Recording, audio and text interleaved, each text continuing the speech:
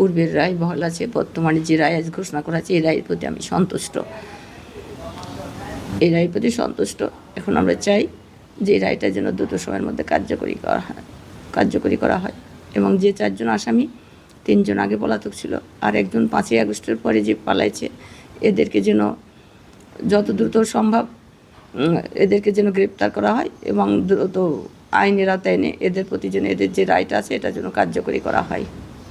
কোনো ছাত্র যেন এই রকম উদ্দেশ্য দেখাতে না সাহস করে, এই জন্য সবার প্রতি আমার অনুরোধ থাকবে যে তারা যেন তাদের বিভিন্ন শিক্ষা প্রতিষ্ঠান থেকে যেন কোনো রাজনীতি থাকলে সেখানে অবশ্যই র্যাগিং থাকবে।